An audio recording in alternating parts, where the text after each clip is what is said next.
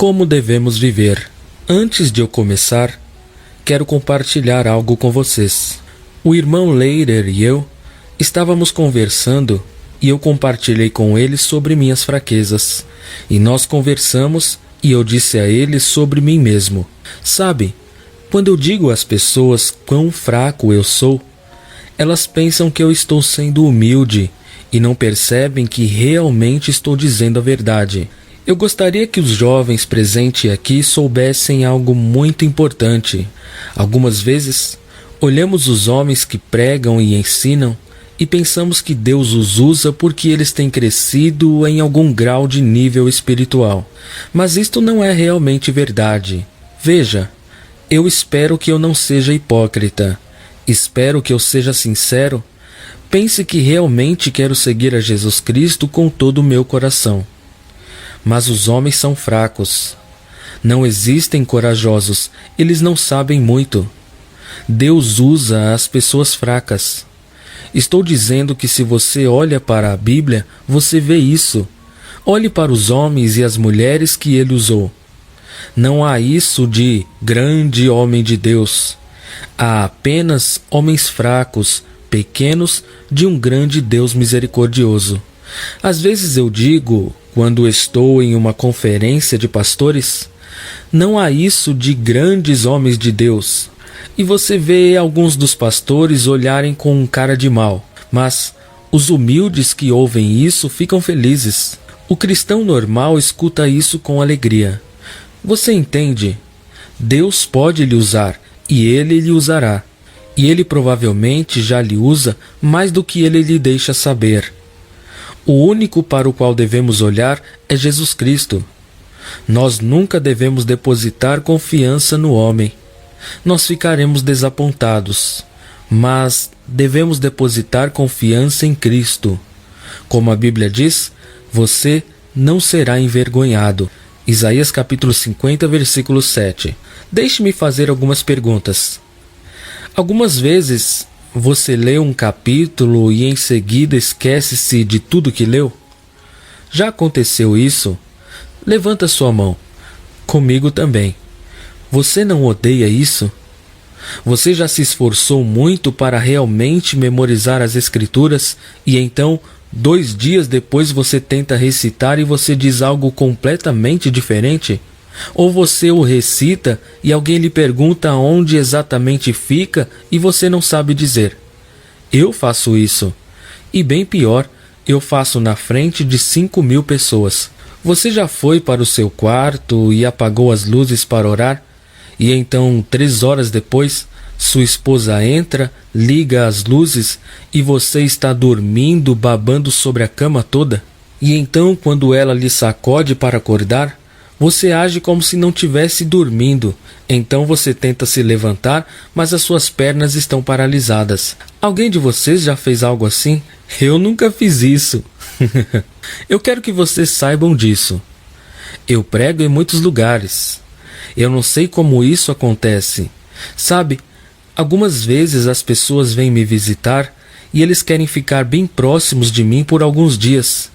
E eles geralmente ficam desapontados. Como eu disse, eu não estou em uma rebelião. Eu não sou um hipócrita. Mas eu apenas sou normal. E muitas pessoas não gostam disso. Homens querem levantar homens. E isto está tão errado porque homens são apenas homens. Deus pode realmente usá-lo. Agora, se você está em uma rebelião, vivendo uma hipocrisia, não. Mas se você é uma pessoa que verdadeiramente quer seguir a Cristo, e ainda que você se sinta como se tivesse 2 pés esquerdos, Deus ainda pode usá-lo. Ele obtém glória ao usar os fracos, porque isso prova que Ele é quem está fazendo a obra. Cristãos humildes se alegram. Você tem um Salvador que é um amável e maravilhoso Mestre que nunca lhe deixará, nunca lhe desamparará, que nunca desistirá de você. Porque, para começar, Ele nunca colocou qualquer confiança em você. Ele nunca desistirá de você porque Ele fez uma aliança com você. E pela sua virtude, seus méritos e poder, Ele cumprirá. Eu vou pregar sobre, talvez, duas coisas diferentes esta noite. A efemeridade da vida humana. Vejamos Salmo 103, versos 15 a 18, que diz: Quanto ao homem, os seus dias são como a erva, como a flor do campo assim floresce. Passando por ela o vento, logo se vai, e o seu lugar não será mais conhecido. Mas a misericórdia do Senhor é desde a eternidade e até a eternidade sobre aqueles que o temem, e a sua justiça sobre os filhos dos filhos, sobre aqueles que guardam a sua aliança e sobre os que se lembram dos seus mandamentos para os cumprir. No verso 15 diz que, quanto ao homem, os seus dias são como a erva, como a flor do campo assim floresce. Se ele tivesse dito que o homem é como um monte, nós ainda teríamos razão para ficar com medo, porque as montanhas não duram para sempre. O tempo irá reduzi-las a nada, até mesmo as montanhas que conseguem suportar as forças da natureza. Então, se Deus tivesse dito que o homem é como a montanha, nós ainda teríamos razão para saber que um dia a vida teria um fim. Se ele tivesse dito aqui que o homem é como o mais firme carvalho, ainda teríamos razão para temer, pois carvalhos também morrem. Eles podem ser destruídos por doenças. Eles podem ser derrubados pelas ações do homem. Então, se ele tivesse dito que o homem é como o mais firme carvalho, nós ainda teríamos razões para temer. Mas ele diz que o homem é como a erva. A erva tem duração curta, mesmo que ela seja saudável, não durará mais que um ano. O inverno chega e as folhas murcham. Forças podem atuar sobre a relva e matá-la, e a relva não tem controle sobre essas forças. Os mais fortes homens da face da terra são relva. Eles podem florescer por um tempo, mas no seu tempo eles partirão. Como diz no verso 16 que, passando por ela o vento, logo se vai e o seu lugar não será mais conhecido. Eles florescem e depois eles se vão. O homem nasce, o homem se educa, trabalha e realiza grandes coisas. O homem morre e é esquecido. Nabucodonosor, você será maior do que ele, mas imagine que passam meses e anos e você nem sequer se lembra dele. Ninguém que conhece você sequer existirá daqui a 100 anos. Você sabe o nome do seu pai? Você sabe o nome do seu avô? Você sabe o nome do seu bisavô? Você sabe o nome do seu tataravô? E nas gerações por vir, tão pouco alguém se lembrará de você. Os grandes impérios que já surgiram neste planeta, veja Roma, o Império Romano, a Babilônia, tudo vai passar. Um dia a Holanda não será nada mais do que ruínas. Um dia os Estados Unidos não serão nada mais do que um nome nos livros de história. Assim como as mesmas nações em que vivemos irão desaparecer um dia, quanto mais nós desapareceremos. Sua vida é um vapor. É como a neblina que desce sobre a erva pela manhã, mas o sol vem e a seca, e logo desaparece. Ontem você nasceu, hoje você está vivo, amanhã você morrerá. Procure falar com os mais idosos sobre quão rápido a vida passou diante deles. Eles lhe dirão que nasceram ontem, que a vida passou tão rapidamente e que eles desperdiçaram tanta coisa, e que eles desejariam tanto poder voltar e fazer tudo novamente, mas eles não receberão a oportunidade. Eles jamais voltarão. Suas vidas acabaram. Nós olhamos para esta congregação esta noite. Tantos jovens fortes. Seus corpos são seus amigos. Eles não estão com dores. Eles estão fortes e cheios de energia. Porém, não demorará muito para que ele não seja mais seu amigo, mas seu inimigo. Eles lhes trarão dor, fraqueza. Eles te limitarão. Um dia alguém terá que lhe ajudar a ir ao banheiro. É isto que está esperando por você. Você vê, nós vivemos num culto à juventude. A juventude é um ídolo.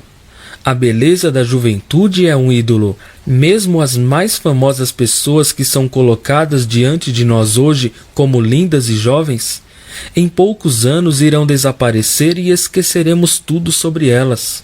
Veremos ídolos caindo, mas assim que eles envelhecem e caem, colocamos novos ídolos em seus lugares. Existem muitas jovens lindas aqui esta noite, mas um dia você será tão velha, a sua beleza vai desaparecer. Você não vai mais virar a cabeça de ninguém. Vendo algumas fotos da minha mãe da década de 30, ela era tão bonita. E vendo ela deitada no seu leito de morte quando tinha 80 anos, tão fraca e frágil, toda a sua beleza se foi, todas as suas forças se foram. Você sabe qual foi a última coisa que a minha mãe disse para alguém deste planeta? Eu fiquei com ela naquele mês que ela estava acamada antes de morrer. Nas 2 últimas semanas, ela estava inconsciente, ela não podia falar nada. Mas a última coisa que eu a ouvi dizer foi quando seu irmão falou com ela ao telefone. E eu disse: "Mãe, seu irmão Willie está no telefone. Você pode falar com ele?" Ela pegou o telefone e eu segurei com ela, porque ela estava tão fraca que nem podia segurar o telefone no seu rosto. Ela não tinha falado nada em 2 dias. E isso foi o que ela disse: "Leia a Bíblia, creia em Jesus. Leia a Bíblia, creia em Jesus." E isso foi a última coisa que ela disse neste planeta. Que testemunho! Tudo o que ela tinha, tudo o que ela possuía foi tirado dela. Mas a confissão de fé em Jesus Cristo a carregou até a glória.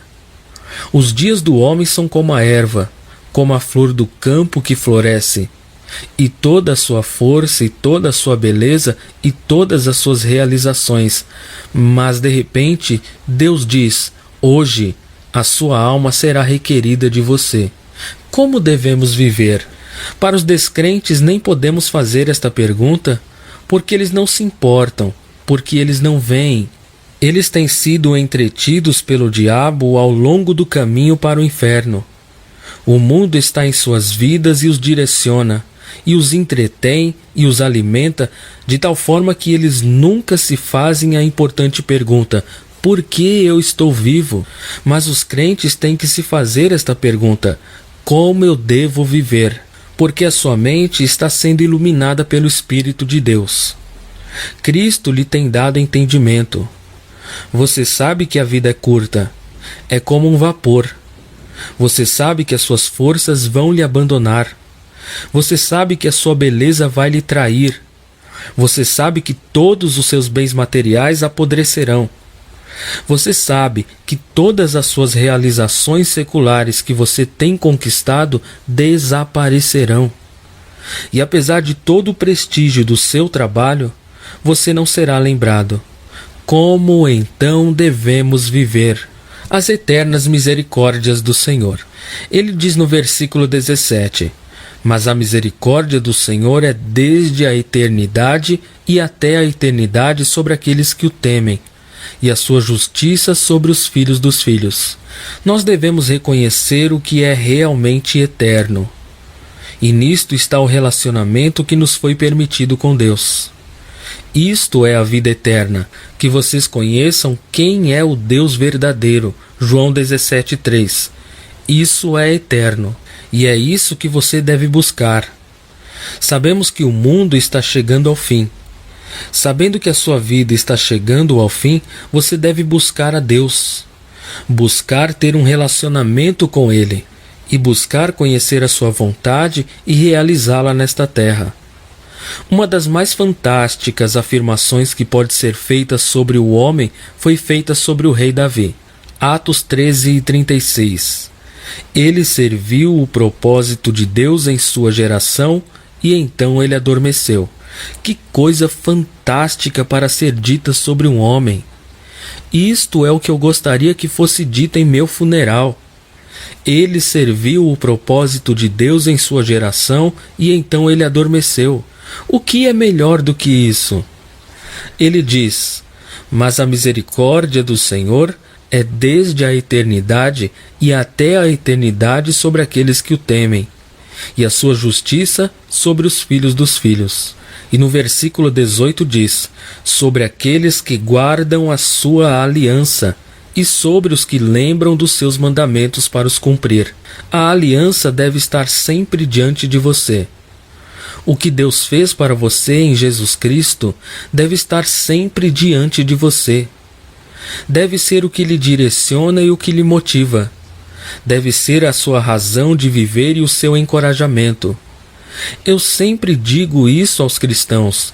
Nós vivemos entre dois dias: o dia em que Jesus Cristo foi crucificado diante de todos os homens e o dia em que todos os homens estarão diante de Cristo.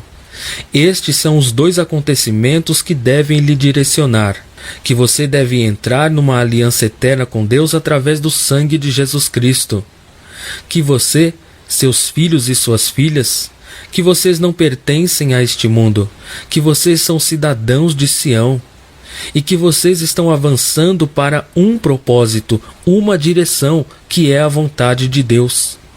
Você deve se entregar em conhecer o seu Deus. Você deve se entregar em entender a sua vontade. E você deve se entregar em fazer a sua vontade, não como um fardo, não como algo que através do qual você possa ganhar um direito diante dele. Os crentes não servem a Deus para que Deus os ame. Os crentes servem a Deus porque Deus os ama. Nós simplesmente respondemos desejosamente e com alegria ao amor de Deus que Ele nos tem dado. Nossas vidas estão passando como devemos viver, buscando nosso Deus e fazendo a sua vontade. Vaidade de vaidades. Vamos ao livro de Eclesiastes, capítulo 1, versículos 2, 3 e 4, que diz: vaidade de vaidades, diz o pregador, vaidade de vaidades, tudo é vaidade. Que proveito tem o homem de todo o seu trabalho que faz debaixo do sol? Uma geração vai e outra vem, mas a terra para sempre permanece. Salomão foi um homem sábio.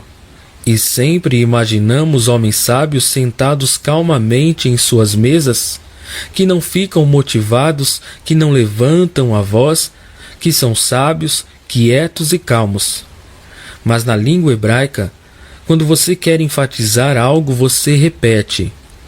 Um exemplo perfeito é Isaías capítulo 6, onde a Escritura diz que Deus é santo, santo, santo. Significa que acima de tudo Deus é santo. A repetição desses pensamentos exclama: escutem-me, eu vou lhes dizer algo que é totalmente verdade, igual no aramaico de Jesus quando esteve na terra. Ele algumas vezes dizia: em verdade eu vos digo. Significa: escutem-me. Agora, veja aqui no verso 2 diz: vaidade de vaidades, diz o pregador. Nós, pregadores, esperamos que eles se levantem e que eles levantem suas vozes no meio da cidade e que eles clamem nas ruas. Aqui neste texto nós vemos um homem sábio se tornando um pregador por causa da ênfase que ele quer dar. Imagine o sábio Salomão sentado em sua mesa. Você entra em sua sala e você se senta de frente a ele. Ele é muito calmo, muito tranquilo, e você diz: eu quero saber o significado da vida.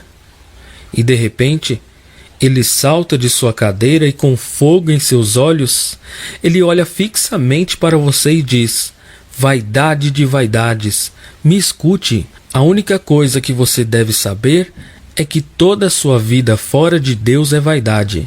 Ele se senta e diz: a lição terminou. Você entende o que ele está tentando dizer? É como se eu fosse descendo desta plataforma e agarrasse você pelos ombros e dissesse: a mensagem para você nesta noite é: vaidade de vaidades, tudo é vaidade, acorde. Você não está me escutando? Tudo é vaidade. Você está achando graça? Eu estou falando sério. Você realmente não está entendendo. Tudo é vaidade. O mundo nada mais é do que um circo de vaidade. Eu gosto de ir a exibições de artes, porque geralmente elas são de graça. Mas todos os artistas exibem o que eles têm feito. Pinturas e mais pinturas de suas realizações. O mundo é como uma exibição de artes. Mas tudo que eles têm exibido é vaidade. Eles penduram seus cartazes, eles penduram as suas obras, e tudo isso é vaidade. E a pior coisa a respeito disso é que todos eles se parabenizam uns aos outros. Eles não percebem que tudo o que eles têm feito é inútil. Agora, veja o que ele diz aqui no verso 3 do capítulo 9 de Eclesiastes. Que proveito tem o homem de todo o seu trabalho que faz debaixo do sol? Que proveito há? Salomão está nos dizendo que o homem sábio morrerá e apodrecerá, assim como o tolo. Eu ouvi há alguns anos uma história de um arquiteto que tinha realizado grandes feitos. Ele era fenomenal. Ele poderia trabalhar em diversas disciplinas sobre arquitetura. Ele tinha construído prédios e pontes. E uma noite ele estava sentado em sua mesa e ele estava lendo as Escrituras e chegou à conclusão que tudo o que tinha construído seria queimado. Quanto do que você tem feito será queimado? Agora, eu não estou dizendo que todos os cristãos devem se envolver em tempo integral no ministério. Eu não estou dizendo que os arquitetos não podem ter uma vida cristã com significado. Mas se você é um arquiteto, é melhor você ter certeza que está sendo um arquiteto de acordo com a vontade de Deus e você irá projetar e construir para a sua glória. E a sua principal razão de ser um arquiteto é testemunhar o Evangelho de Jesus Cristo para todos que você vier a ter contato. Como viveremos? Como eu disse na última noite, quando você se torna um cristão, você não acrescenta Jesus à sua vida como uma parte que faltava nela. Quando você se torna um cristão, Jesus é a sua vida. Tudo é dele, por ele e para ele. Sua respiração deve ser com o objetivo de adorá-lo. Suas forças lhe foram dadas para servi-lo. Sua mente lhe foi concedida para que você tenha bons pensamentos para ele. Tudo o que você é para ele. Eu tive um professor muito piedoso no seminário. Ele foi uma grande influência em minha vida e ele compartilhou conosco que certa vez ele foi para o sótão de sua casa. E ele disse que havia um baú velho lá. E ele o abriu e se ajoelhou. Isso pode parecer superficial para você, mas realmente não era para ele. E ele disse: Senhor, esta noite aqui eu morro. Eu te entrego a minha mente, eu te entrego meus olhos, eu te entrego meus ouvidos. Eu te entrego minha língua, eu te entrego minhas mãos, eu te entrego meus pés, eu te entrego meu coração. Eu entrego tudo a ti esta noite. E eu morro. Que eu possa levantar novamente e pertencer completamente e totalmente a ti. Eu não quero mais os meus planos, eu quero a sua vontade. Que proveito tem o homem de todo o seu trabalho? Verso 4. Uma geração vai e outra geração vem, mas a terra para sempre permanece. Existem mais de 6 bilhões de pessoas neste planeta. Quantos bilhões já morreram que você não conhece? Incontáveis gerações de pessoas que já passaram pela terra e elas não são mais lembradas. E não importa o quão impactante eles foram quando estavam sobre a terra. Eles não têm mais tal poder. No verso 11 ele diz: já não há lembrança das coisas que precedem. E das coisas que hão de ser, também delas não haverá lembrança entre os que hão de vir depois. Pense nos grandes homens que você conhece na história. Na história da Holanda. Um dos progenitores, um dos grandes precursores deste país.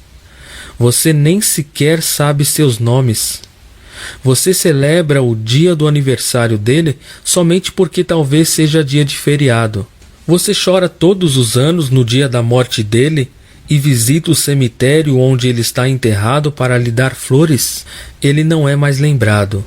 Quando meu pai morreu anos atrás, ele era um homem forte, um homem extremamente inteligente, um homem cheio de energia, E eu ainda me lembro, apesar de garoto no funeral, que mesmo os seus amigos estavam falando do tempo ou sobre o que ocorria nos negócios, ou se eles iam ou não ao feriado deste ano. Eu comecei a ficar com tanta raiva. Meu pai tinha morrido. As pessoas estavam ali para honrá-lo e estavam falando sobre o tempo. A Bíblia é verdadeira. Gerações vêm e gerações vão, e ninguém é lembrado. Como devemos viver? Vamos ao último capítulo de Eclesiastes, capítulo 12, versículos 13 e 14. De tudo que se tem ouvido, o fim é: teme a Deus e guarda os seus mandamentos. Porque este é o dever de todo homem. Porque Deus há de trazer a juízo toda a obra e até tudo que está encoberto, quer seja bom, quer seja mal. Como devemos viver? Devemos viver tementes a Deus. Agora, para os descrentes, isso significa algo completamente diferente. Viver com terror de Deus, não porque Deus seja mau, mas porque Deus é bom e os incrédulos não. E ele será julgado, como diz no verso 13, de acordo com tudo o que ele tem feito, com tudo o que ele tem pensado e com tudo o que ele tem dito. Mas e para os crentes, para os cristãos, como devemos viver sabendo que tudo acabará? Vivendo em alegria e reverência a Deus, com grande gratidão, com ações de graça, com adoração e louvores, buscando-o para conhecer mais dele e nos entregando para fazer a sua vontade, separando-nos das coisas deste mundo que nos contaminam sem ter nenhuma parte com as obras das trevas, e nos entregando em devoção a Deus, servindo-o e servindo a outros em seu nome, com grande esperança que, embora o mundo termine, embora você entregue o seu corpo à morte, um dia a trombeta soará e os mortos em Cristo ressuscitarão e estarão com ele para sempre. Como devemos viver? Tementes a Deus e guardando seus mandamentos, obedecendo a ele. Você entende? A desobediência é que nos trouxe ao mundo nesta horrível situação. É por causa da desobediência aos mandamentos de Deus que o homem morre. É por causa da desobediência que os homens destroem as suas próprias vidas. Escute-me, os homens têm apenas um problema: é o pecado. Evite-o, corra dele, odeie-o e corra para Cristo e para os seus mandamentos. Vamos a 2 Pedro capítulo 3, versículos 10 a 14. Mas o dia do Senhor virá como ladrão de noite, no qual os céus passarão com um grande estrondo e os elementos ardendo se desfarão. E a terra e as obras que nela há se queimarão.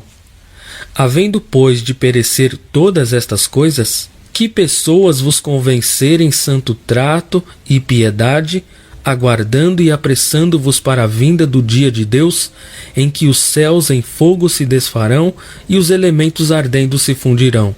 Mas nós, segundo a sua promessa, aguardamos novos céus e nova terra, em que habita a justiça. Por isso, amados, aguardando estas coisas, procurai que dele sejais achados imaculados e irrepreensíveis em paz.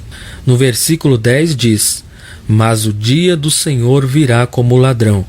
Agora, veja o que vai acontecer quando ele vier. Os céus passarão com grande estrondo e os elementos ardendo se desfarão. E a terra e as obras que nela há se queimarão. As grandes montanhas desta terra serão desintegradas ao nada no dia que o Senhor retornar. E ele virá como um ladrão. Ele virá quando ninguém estiver esperando que ele venha. Em outro lugar diz que ele virá quando os homens estiverem dizendo paz, paz. Ele virá quando os ânimos dos homens contra ele estiverem elevados.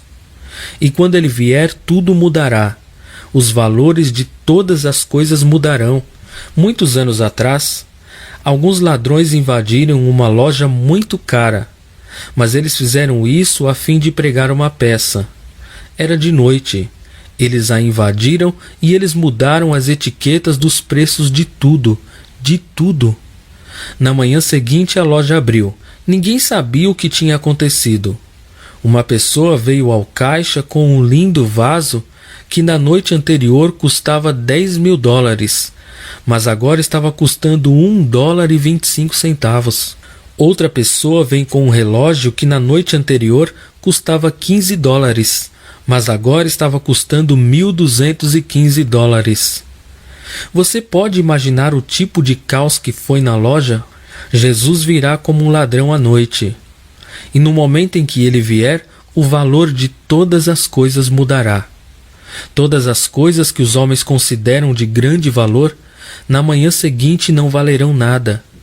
Sua riqueza não valerá nada, suas roupas bonitas não valerão nada. Sua casa cara não valerá nada. Sua fama mundana não valerá nada, e todas as suas grandes obras não valerão nada. Neste exato momento, no Ocidente, o Evangelho de Jesus Cristo não tem valor nenhum. Nós tivemos esta noite aqui um pregador de rua vindo da Inglaterra. Ele se levanta no meio da cidade e clama que Jesus salva, e tudo o que as pessoas podem pensar é: por que aquele homem não arruma emprego para realmente ajudar a sociedade? Quanta sabedoria proclamada nesta passagem, sem valor. Piedade em nossa cultura não tem nenhum valor. Pureza não tem nenhum valor. Dedicação, devoção às coisas de Deus não tem valor nenhum. Cultos em nome de Jesus Cristo não tem nenhum valor. E se um de vocês for aos seus familiares e disser: Deus me chamou como um missionário para a Indonésia, muitos de seus familiares lhe dirão: como você pode jogar a sua vida fora por isso?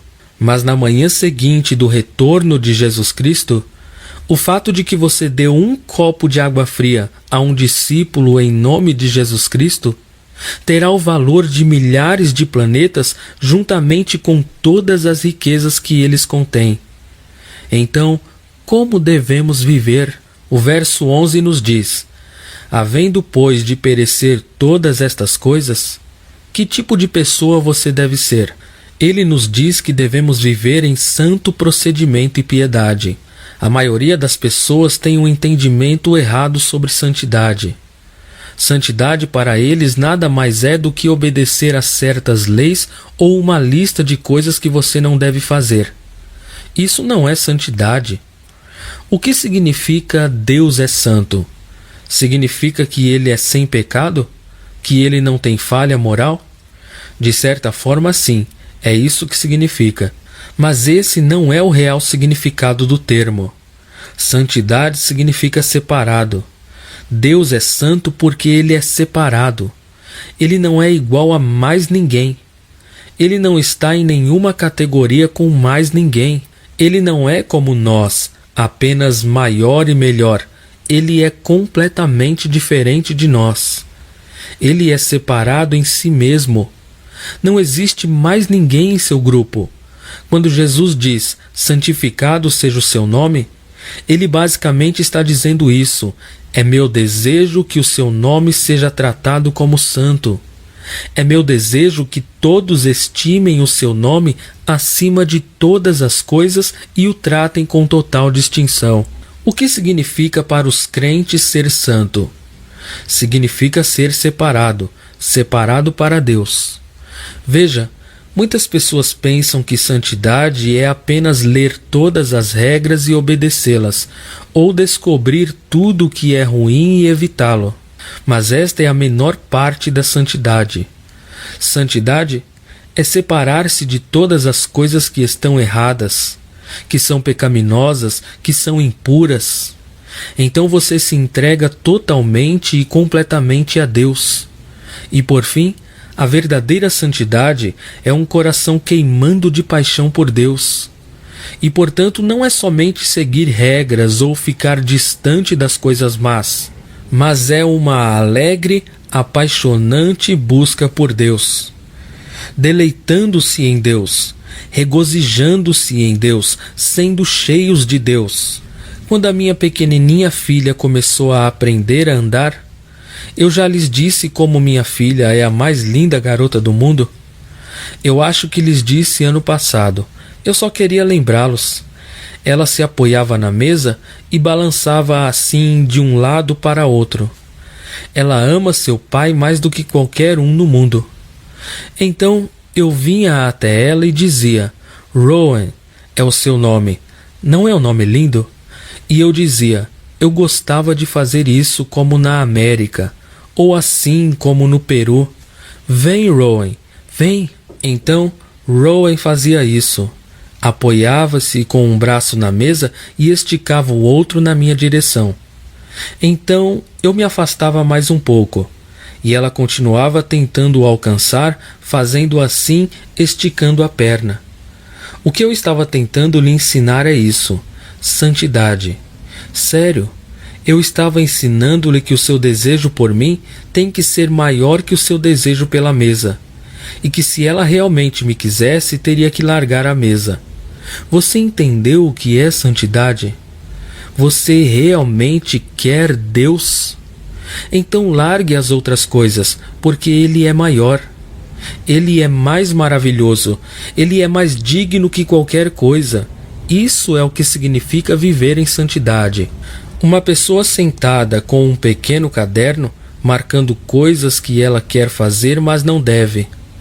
Ela tem todas essas coisas más que ela quer fazer, mas ela diz: bem, eu tenho que me afastar disso, se eu quiser ir para o céu com Deus. Esqueça, não é isso.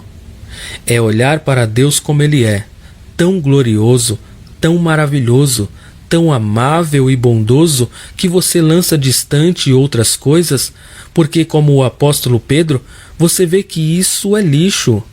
Ele diz: em santa conduta e piedade. Veja o versículo 12. Aguardando e desejando ardentemente a vinda do dia de Deus, em que os céus em fogo se dissolverão e os elementos ardendo se fundirão. Aguardando e desejando ardentemente a vinda do dia do Senhor. Agora temos aqui um problema teológico. Deus determinou o dia em que ele voltará. Como podemos abreviar a sua vinda? Mas existe uma explicação teológica. Mas eu não vou dá-la a vocês, porque este não é o ponto do que ele está dizendo. Acredito que o que Pedro está dizendo aqui é algo muito próximo à oração do Senhor no Sermão do Monte. Ele não está tentando ensinar algo aqui sobre soberania divina e liberdade humana, mas encorajando os crentes a buscarem constantemente por Cristo e a fazerem a sua vontade, a avançar em seu reino e clamarem: Pai nosso que estais nos céus, santificado seja o teu nome, que venha o teu reino. Mateus 6:9. Que ele venha logo, que ele venha na totalidade, de uma forma que ninguém jamais sonhou. E que a tua vontade seja feita, que a tua vontade se espalhe pela terra como fogo. Que o mundo todo seja cheio do conhecimento de Deus, assim como as águas cobrem o mar. Este deve ser o nosso desejo. Eu tenho 47 anos. Eu amo a vida. Eu amo a minha família. Mas eu tenho visto bastante deste mundo caído para saber que eu não quero ficar aqui por muito tempo. Eu quero que o seu reino avance rapidamente. Eu quero que ele venha. Eu quero que toda esta dispensação se transforme em uma nova criação. E nós devemos trabalhar por isso, clamar por isso. E, se necessário, devemos morrer por isto. Ele diz no verso 13: Nós, porém, segundo a sua promessa, aguardamos novos céus e uma nova terra nos quais habita a justiça. Este mundo é tão cheio de maldade. O mal lhe deixa cansado, o deixa com medo, o faz sentir-se sujo, o faz sentir-se escravizado. É sufocante. É como pesos amarrados em suas pernas. Por que não iríamos querer que ele viesse para finalmente sermos livres e para entrarmos na vida em tudo o que ela é? Verso 14. Portanto, amados, como estáis aguardando estas coisas, procurai diligentemente que por ele sejais achados imaculados e irrepreensíveis em paz. Agora, olhe a primeira parte do verso 14. Portanto, amados. Você ouviu o que ele disse? Você ouviu como ele está lhe chamando? Ele não está dizendo, portanto, aqueles de vocês que amam a Deus. Porque se ele dissesse isso, nós todos pensaríamos, eu realmente amo a Deus. O amo suficiente, não teríamos paz, nem segurança, nem forças. Mas ele diz, portanto, amados de Deus, uma das maiores verdades de toda a Bíblia. Olhe para João, o apóstolo João, por um instante. Quando ele se refere a si mesmo em seu evangelho, ele não chama a si mesmo pelo seu nome. Ele também não diz, o apóstolo que amou Jesus. Mas ele diz, o apóstolo que Jesus amou. João 13, 23, João 19, 26 e 27, João 20, verso 2, João 21, verso 7 e João 21, verso 20. Ele não está olhando para dentro de si para ver se ele ama a Deus o bastante. Ele está olhando para Cristo e percebendo que ele é perfeitamente amado e eternamente amado.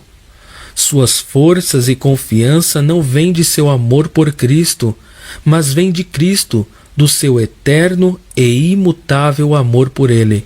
Alguns de vocês vivem de uma maneira na qual estão sempre preocupados, sempre miseráveis, sempre estão com medo porque vocês constantemente estão olhando para si. Eu amo perfeitamente, eu me arrependi perfeitamente, eu creio perfeitamente. Se você faz todas essas coisas, então você nunca precisaria ser salvo. Pare de olhar para dentro de si. Pare de olhar para você mesmo, pois você não encontrará segurança lá. Olhe para Ele, olhe para Cristo. E então você encontrará toda a segurança que você nunca teve. Não é em suas forças que você será salvo, que lhe dará segurança, mas é o poder de Cristo para salvar você. Você conhece a música Oh, quanto eu amo Jesus? Você conhece essa música? Eu não gosto muito de cantar essa música, eu mudo as palavras.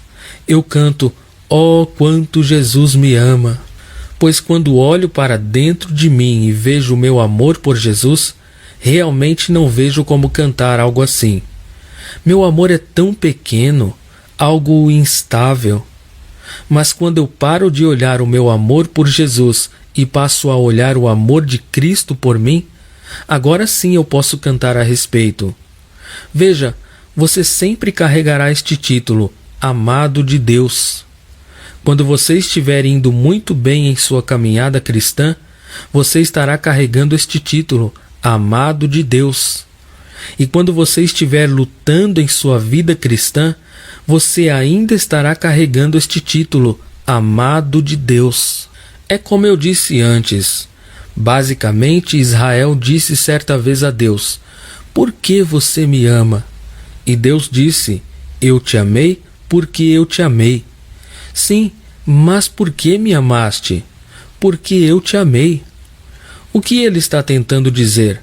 Ele está dizendo isso a você, crente, eu amo você não por causa de você, mas por causa de mim, pois meu amor nunca dependeu de você.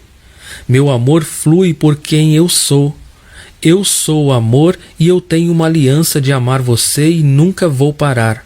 E quando você estiver jejuando e orando e lendo a sua Bíblia, eu estarei ali ao seu lado. E quando você se perder e cair e ficar imundo, eu estarei ali ao seu lado lhe amando tanto quanto eu amei quando você estava orando. E ainda que o seu pai e a sua mãe lhe abandonem, eu jamais lhe abandonarei. Você está registrado nas palmas das minhas mãos, o seu nome está escrito em meu coração. Então ele diz, portanto, amados, como estáis aguardando estas coisas? Veja o que ele está afirmando. Ele sabe que os verdadeiros crentes estarão olhando para a vinda de Cristo, estarão olhando para o fim do mundo, porque lá está o tesouro. Há um sentido em cada um de nós de olhar distante em nossos olhos. Houve um homem de Deus que foi devotado ao seu Deus. E de vez em quando sua esposa olhava para ele e via que ele tinha esse olhar distante em seus olhos. Algumas vezes ele andava para fora de casa e ficava em pé no campo, olhando para as nuvens com os olhos semicerrados, quase fechados. E ele olhava com toda a sua capacidade e ele tentava ver. Ele está vindo? Ele está vindo? Eu desejo essa paixão para você. Eu desejo que você tenha essa paixão e que eu tenha esta paixão, sempre aguardando a sua vinda. E ele diz: procurai diligentemente que por ele sejais achados. Quando ele voltar, ele encontrará cada uma de suas ovelhas, mesmo que seus corpos estejam enterrados no mais profundo mar. Ele as encontrará lá. Mesmo que estejam jogados na mais densa e escura selva, ele as encontrará lá. Você nunca precisa se preocupar em estar perdido. Ele lhe encontrará, porque a sua reputação está comprometida em encontrar você. Encontrando você, ele prova que é o pastor supremo. E todos aqueles que o Pai deu a ele, ele não perderá nenhum sequer. João 6, 37 a 39. E terminando ele diz isto: quando ele encontrar você, você deve ser diligente para ser encontrado em paz, imaculado e irrepreensível. Aqui está o que o Senhor deseja para você: duas coisas, paz e pureza. Também podemos dizer inocência. Primeiro, Deus deseja encontrar você em paz com Ele. Existem tantos verdadeiros cristãos que em seus corações não se encontra paz, porque sempre estão olhando para si mesmos ao invés de estarem olhando para Ele. Eles estão sempre considerando as suas falhas, enquanto deveriam estar olhando para a sua perfeita palavra. Jovens cristãos, me escutem. Se vocês pensam que um dia serão tão piedosos que vocês serão capazes de ter paz, vocês estão errados. Sua paz não virá pela sua performance, vem da performance de Cristo, para que verdadeiramente você creia nele. Você sabe qual é a coisa mais difícil que um cristão tem que fazer? Eu acho que disse isso para vocês na noite passada. A coisa mais difícil que você terá que fazer é acreditar que Deus ama você tanto quanto Ele diz que ama. Como cristão, na verdade, supõe-se que você passará o resto de sua vida tentando entender isso, entender o quanto Deus ama você. Você se tornará uma grande máquina de calcular. Não é uma tarefa maravilhosa? O que você está fazendo, irmão Paul? Estou tentando entender o quanto Deus me ama. Eu já pensei e pensei, mas ainda continuo tentando entender o quanto Ele me ama. E tenham paz uns com os outros. Depois de você estar no ministério por um longo tempo, você começa a entender que ele não é tão importante como você pensava que era. Pelo menos não é tão importante quanto amoldar-se ao caráter de Cristo. E depois de muitos e muitos anos andando com Cristo, você olha para trás e vê todos os seus sucessos e vitórias. Mas você sabe realmente o que continua perturbando você? Eu não amo as pessoas como eu deveria amá-las. Eu posso ser um conselheiro em uma igreja, mas no que se refere a amar as pessoas, eu continuo sendo um bebê. Quando Cristo voltar, Ele nos encontrará em paz uns com os outros, amando uns aos outros. Você quer trabalhar em alguma coisa? Trabalhe nisso. O irmão Charles me disse uma vez, e provavelmente ele não se lembra, mas ele me disse isto certa vez: na nova aliança, o amor não é uma das coisas, é tudo. É o cumprimento da lei, é o cumprimento de tudo o que foi ordenado fazer. Amar uns aos outros como Cristo ama você. E por último, Ele quer nos encontrar puros, sem mancha, sem sujeiras. Deus quer que você seja puro porque Ele ama você. Veja que o demônio continua fazendo as mesmas coisas hoje que ele fazia desde o começo com os patriarcas. Ele mente e tenta fazer você pensar que Deus é mau. Deus disse que vocês podem comer qualquer fruta do jardim. E isso não é o que Deus disse. Ele disse: vocês não podem comer de uma árvore do jardim. Gênesis 3. Em todas as outras árvores não há problema. Esse demônio que ronda pela terra, que vai lhe dizer: Deus não quer que você tenha nada, isso não é verdade. Ele apenas não quer que você receba a sujeira deste mundo que contamina e destrói. Pense por um momento como a minha pequena filha.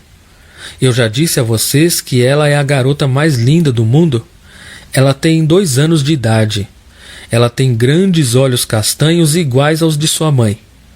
Ela estava vestida com o seu pequeno pijama, com seus pequenos pezinhos calçados, com uma sandália de borracha, correndo pela casa. E eu a coloquei no berço, na sua pequena cama. Dei seu leite e ela agarrou nos 2 lados e bebeu.